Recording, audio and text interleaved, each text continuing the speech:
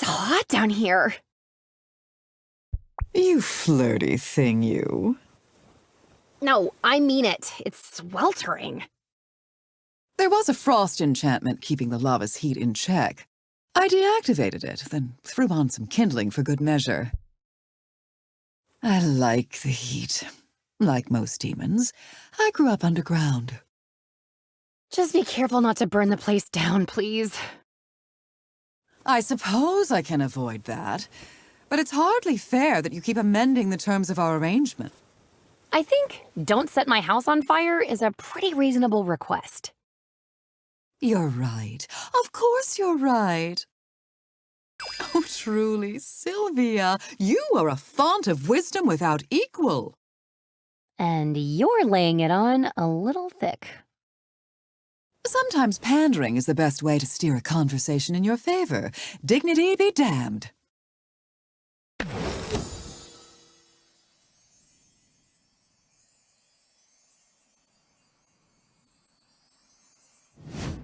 Who has time for dignity anyway? Wield the power responsibly, dear protégé. Now, as toasty as it is in here, I find myself in need of more kindling. Care to come along? Here we are. There's bound to be abundant driftwood along the shore. I assumed we'd be buying kindling from a vendor. I know this one druid. Yes, I've heard you know her quite well, you little scamp. But you can't flirt your way out of everything. There are some things you must do yourself.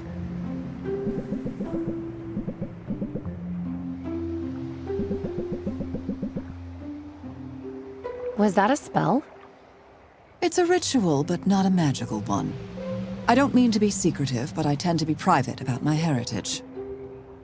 You could say I'm still working out exactly what it means to be a demon living on the surface. Suffice to say, there's a ritualistic significance to the gathering of fuel for the hearth. So please keep your eye out for more driftwood, but allow me to carry it all myself. Don't be silly. I'd be glad to help you carry the burden. And under normal circumstances, I'd be glad to shirk the labor. But honoring tradition isn't being silly. And every demon carries their own kindling during the week of 1,000 pyres. I'm not familiar with the Week of 1,000 Pyres. It's a time of great importance to my people. You see, demons didn't always live below ground. Long ago, we called the surface home, until generations of conflict finally forced my ancestors to flee their homes. They left everything behind and undertook a great migration. But still, that wasn't enough to satisfy their oppressors. The exiles were pursued by their enemies. Ultimately, they were backed against a mountain range. Things looked dire. Lighting pyres for their fallen, the exiles despaired for the future of demonkind. Then, in the light of those many pyres, something was illuminated in the seemingly endless rock of the mountains. It was a cavern that led to a vast network of underground tunnels. More than that, it was salvation. We've lived underground ever since, and 1 week each year we keep our hearths blazing in memory of those who came before. That's a beautiful story, but so sad. I can't believe I've never heard it before. They say history is written by the victors. But I've found survivors tell the more compelling tales. Thank you for allowing me to share mine. I'm far from home, Sylvia. To my knowledge, I'm the only demon on this entire landmass. It's not in my nature to feel lonely. But when demonic holidays like this roll around, I think of the people I've left behind. I think of my family. And I'm glad not to be entirely alone here. Let me know if your nights get lonely. We might find other ways to keep you warm. Dear girl, I'm not sure you could handle the heat. Thanks all the same. I'm not sure I realized how much this particular holiday meant to me until just now. It's not altogether irritating to be sharing it with you.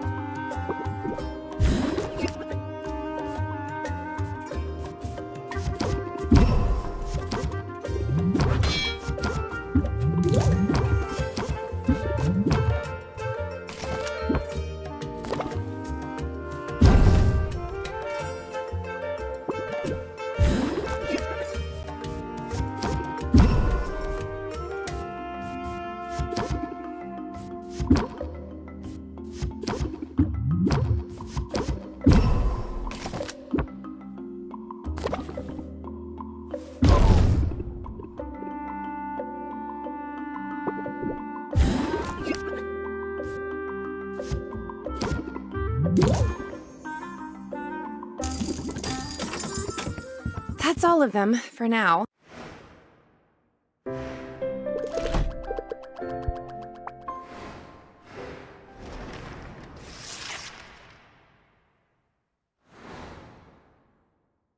The enviable life of a two-time champion, idol of millions.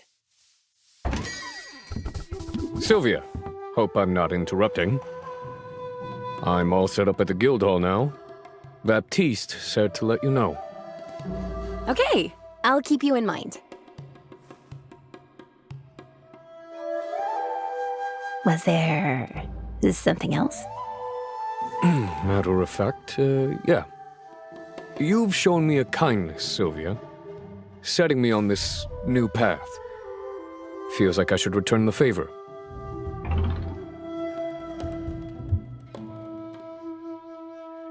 You could share some pointers. I'm always looking to learn and grow. That's not a bad way to be. I was going to suggest you start growing your own ingredients. Ever try it? I took a botany class in college where we learned the basics. It didn't go well, though. Not for my GPA, and not for the poor plants. Not everybody's gifted with a green thumb, but gardening's easy with a slime bulb. Slime bulb? I come across them every once in a while. Little critters gobble up all sorts of things. And in the right conditions, they'll reshape their own protoplasmic mass to grow identical copies of their last meal. It's a downright fascinating adaptation, and they're awfully nice to look at.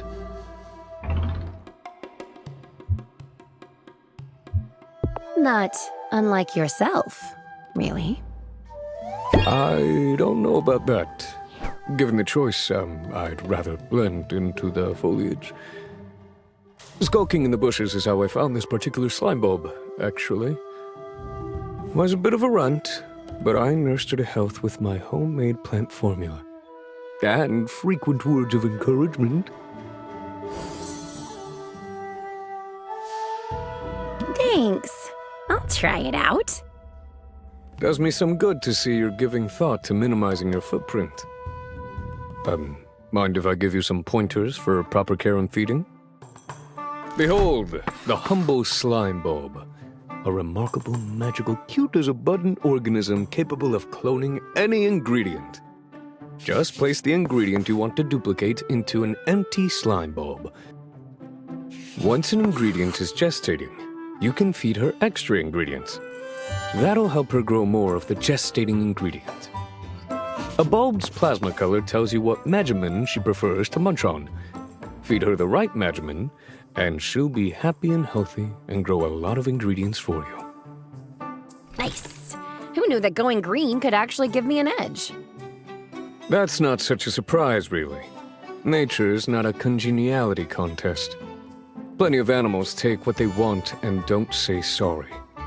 Squirrels, for instance. You want to bring home the gold? Channel that ferocity, Sylvia. Be the squirrel.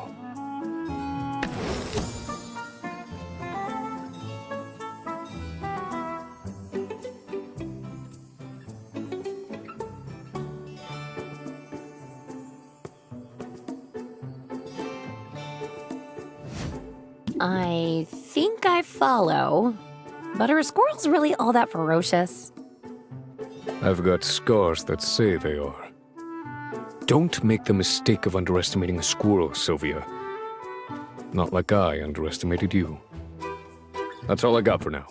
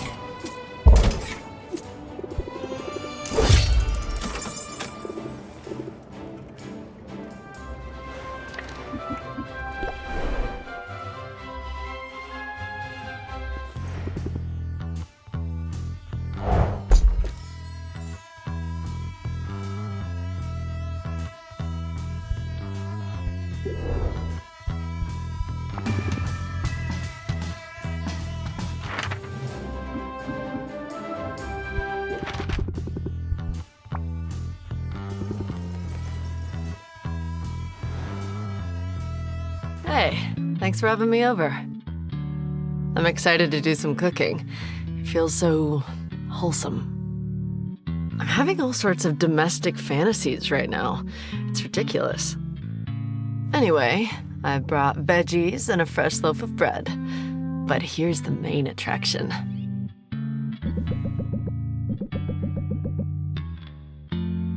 Hold on. Did you? What? Take down a dinosaur and carve off steaks for us? No way, Syl. I mean, thanks for the vote of confidence, but I'm not quite operating at that level yet. No, I bought these dinosaur steaks, like a normal person. Now, where's your kitchen? It's not so much a kitchen as an open fire with a cauldron hanging over it. I can work with that. You got any salt?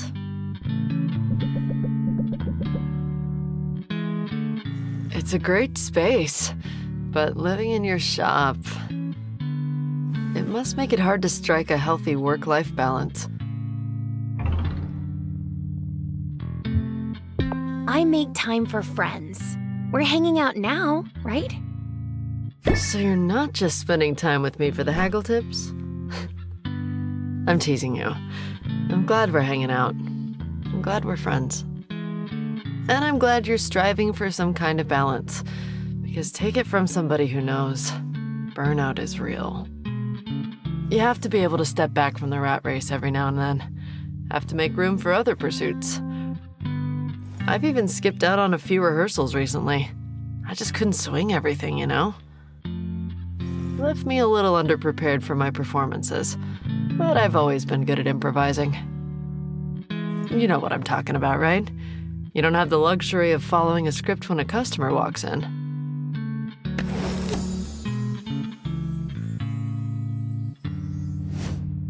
Thinking of it like improv will help. Although it's usually better to stick with a recipe when crafting potions. Or cooking. Cooking, right. I need to flip those steaks.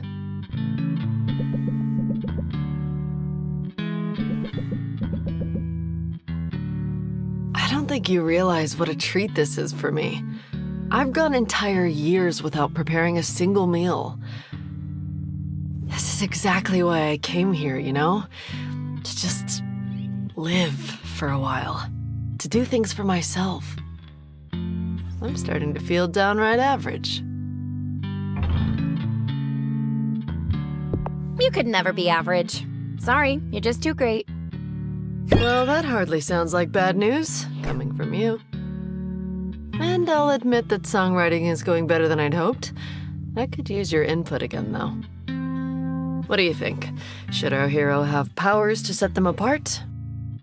Or should they rely on pluck, smarts, and charm over special abilities?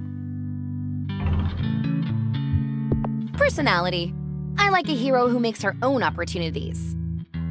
Makes it easier to relate, doesn't it? Thanks for the input, Sylvia. Hang on, is something burning?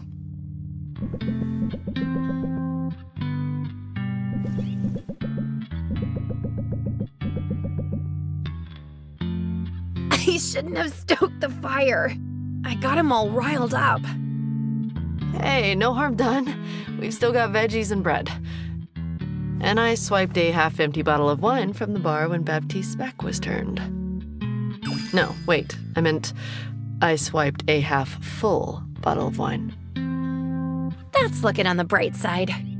Hey, when I'm with you, the bright side is easy to find.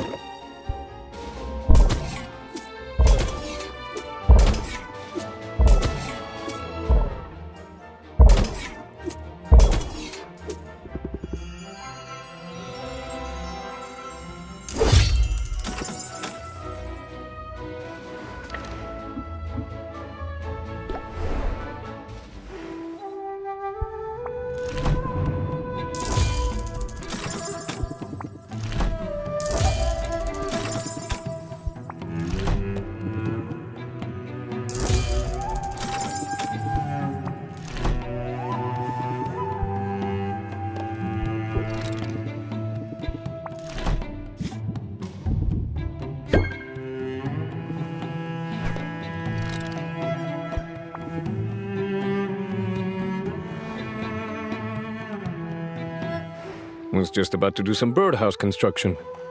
You any good with tools?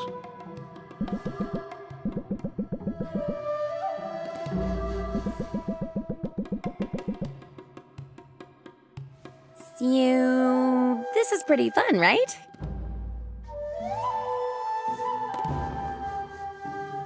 Right. Cool.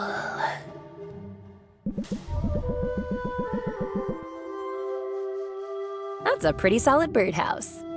What, this? This is just the foyer. You know, that's the most you've said to me since I got here. You're not much of a talker, are you? I suppose I'm out of practice. Been a while since I spent much time in the company of human beings. Really? Because people seemed to be flocking to you when you were selling potions. I sort of had the impression you'd amassed some fans, maybe even some groupies. Seemed to have scared them off. They kept coming around with something like hunger in their eyes. Started to feel like I was on the menu. So I spritzed them with some urine from a saber-toothed cantaloupe. Very pungent stuff, that urine. Oof. Yeah, that's one way to chase people off. But that hunger you saw, were they maybe just eager to befriend you? Not sure I'm looking for friends. Been a long time since I ran with a pack. Don't mind you being here and helping out with the birdhouse. But I'm not sure I've got much to offer when it comes to socializing. I like the strong silent type. And you do look strong. Oh, you, need someone for manual labor? Not exactly what I was getting at. Ah, right. Look. I don't mean to be obtuse, Sylvia. And I do recognize when I'm being awkward. But despite what you may think, chit-chat isn't as natural as all that. When you're up against a cornered animal, it isn't so hard to know what that animal's gonna do. Talking's different. People zig when you think they'll zag. They use innuendo instead of coming out with what they mean. It's more complicated than anything I encounter out in the wilderness. People are simple. Don't overthink it. We all want variations on a theme. Love, money, food. Not necessarily in that order. If you say so. At any rate, I shouldn't complain. This is a new situation I'm in, sure. But adaptability? That's what I do. You've got to be nimble on your feet if you want to survive a hostile setting.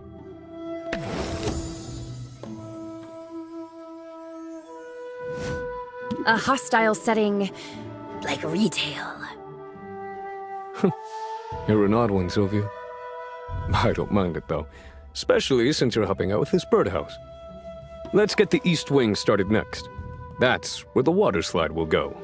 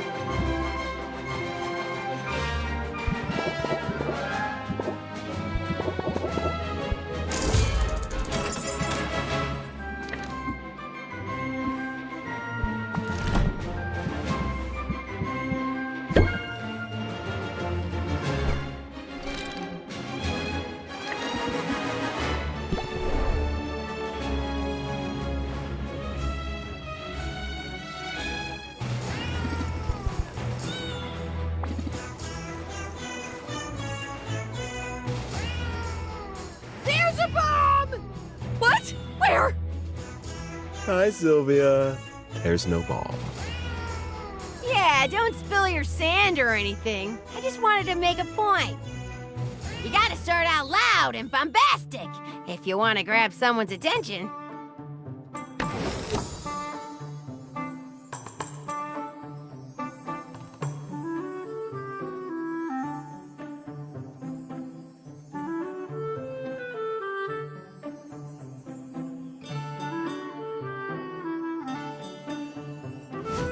Good tactic. Or maybe that's the massive adrenaline rush talking. Hey, put that energy to use. You want to help us out again? What's on the agenda?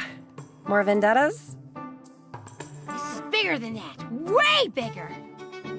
We gotta plan out tomorrow's naps. Naps? Seriously? It sounds like a small thing, but naps are important, Sylvia. Yeah, there's an old rhyme to help you remember. Rested pirates, nice and quiet. Cranky pirates, they start riots. The tricky part is that pirates will only nap in a patch of direct sunlight. Yeah, we gotta account for the precise position of the sun. Which changes by minor degrees each day, as do the exact number of minutes between dawn and dusk.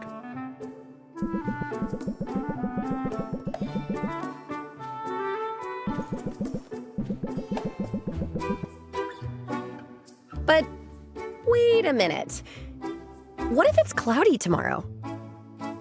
You're ready for some riots? Maybe I should board up my windows just in case. I bet you could handle a bit of chaos in the streets. You've been a real daredevil. I guess you have to be. Setting up shop on an island that's overrun with monsters. Monsters? Bring 'em on. I was hoping I'd get to see a dragon or something by now. Hey, there's the swagger. Sylvia the Slayer here don't back down from no monsters, right? Monsters aren't so scary. Whatever you say, Captain. Monsters are just like any other living thing. They need to eat, they need to sleep, they know fear, and that makes them vulnerable. You see, Pepper believes in being prepared. He's got a strategy to single-pointedly take down any monster you could name.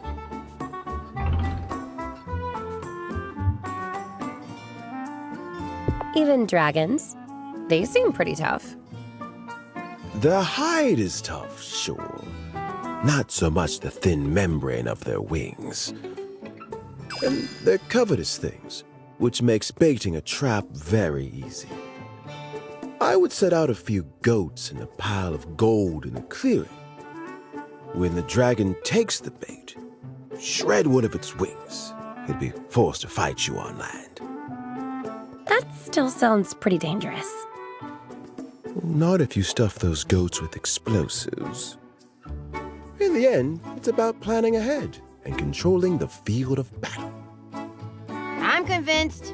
How about you?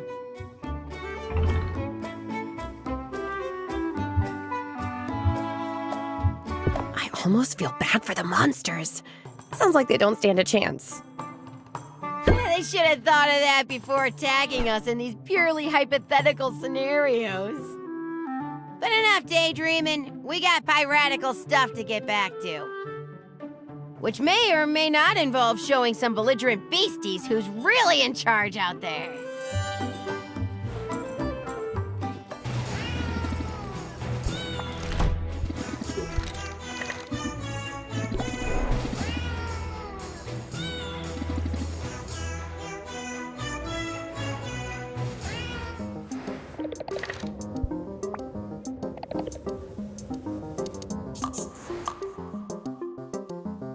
Sylvia, I'm in a rut today. What's the matter? Well, my mom called, and I should have known better than to answer in the middle of a workday. But she just had to let me know that my sister removed some lady's supposedly inoperable goiter through a skillful combination of magic, medicine, and quadridexterity. Which, like, that's great, don't get me wrong. But she had that tone in her voice. The one that says, "How many goiters have you removed, Luna?" Is the answer 0, Luna? Because, that's not a very impressive number, Luna. Wasn't she excited about your big client? Oh, it's way too soon to loop her in on that. What if it all falls through? There's no sense in getting her hopes up until the trial period is over and the contracts are signed in blood. But that client is the whole reason I need to get out of my head and back on target ASAP.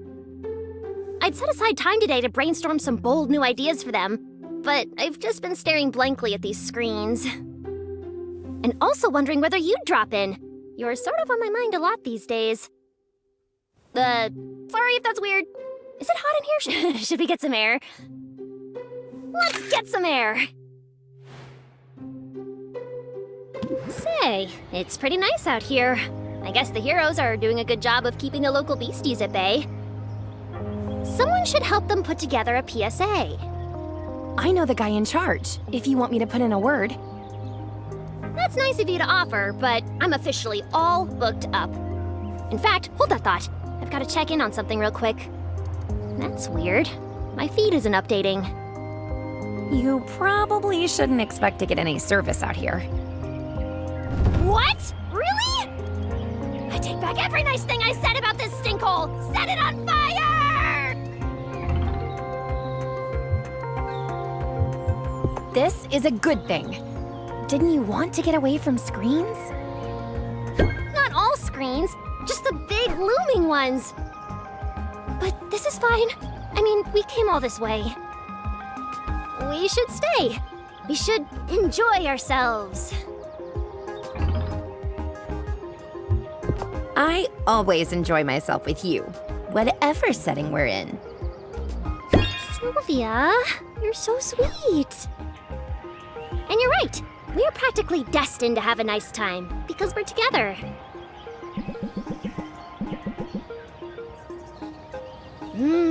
Fresh air. Yum yum.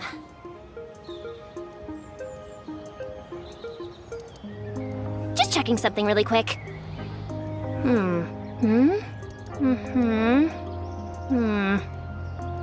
Okay, I have to be honest with you.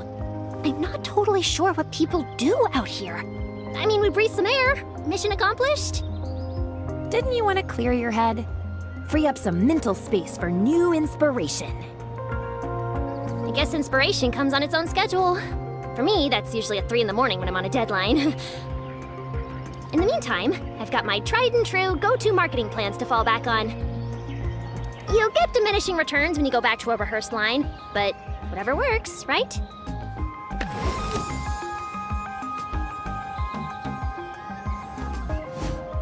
I'm not against sticking to a script now and then. Right? I knew you'd get it. And I also know you'll forgive me for cutting this short. As much as I enjoy seeing you, next time, we should stick closer to home.